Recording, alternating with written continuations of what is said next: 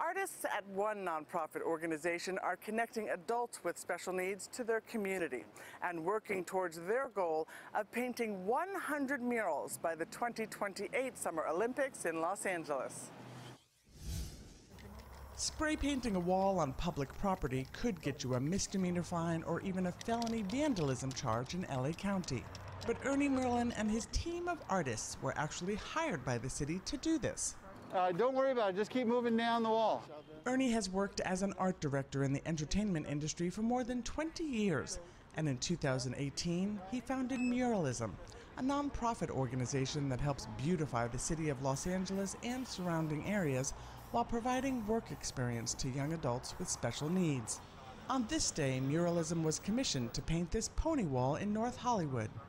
We're really appreciative to Paul Krikorian District 2. We're really appreciative of the NoHo Neighborhood Council and the Neighborhood Council of Valley Village. City councils, school districts, various organizations, and local businesses around SoCal hire Muralism to create artwork for them. Monica Rodriguez had us do murals right outside of City Hall, and it was to promote the census, to get people to realize that they need to be counted. We're also working with the communities of Winnetka, Carpinteria, Long Beach to create murals really all over the Southland. Rochelle Cabrera was diagnosed as being on the autism spectrum at the age of 4.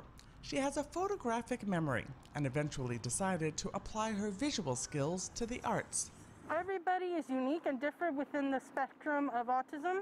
Some people are obsessed with numbers, some people are very visual. So when it comes to visual, yes, we have this eye attention to details and strokes and colors. Ernie says the Muralism artists not only get work experience from these community projects, but it also helps build their social skills and confidence, all of which are critical for the special needs population, which is 3 to 4 times less often employed. The murals are designed by Ernie or a local mural artist. Then the Muralism team collaborates with volunteers from the different neighborhoods to fill in the color. You can use your imagination, but use these as a guide as to what to fill in, okay? Okay. Have some fun.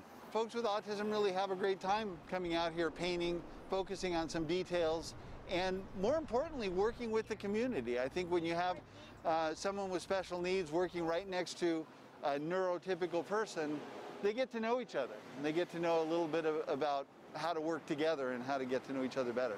Why is doing this kind of community artwork really important during these difficult times? Art is meditative. It helps us all calm down and kind of get rid of those evil thoughts or sad thoughts. It lifts us all up.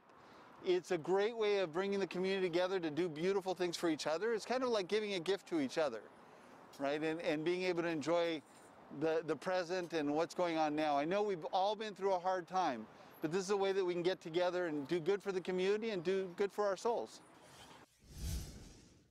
Joining me now is LA City Councilwoman Monica Rodriguez, who represents the 7th District. Thank you for joining us at In Focus SoCal. Thank you so much for having me. And earlier on our show, we visited North Hollywood, not your district, to check out a mural called Birds on Wire that was created by the nonprofit organization Muralism.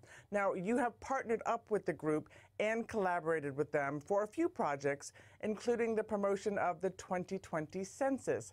Tell us about the impact this collaboration made.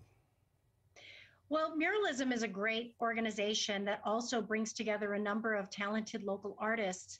And what's been really great is how we incorporate art in our messaging. I think it's a way of attracting people's attention to some of the most imperative things that we have to do in this moment, particularly, getting communities engaged in participating in the census count.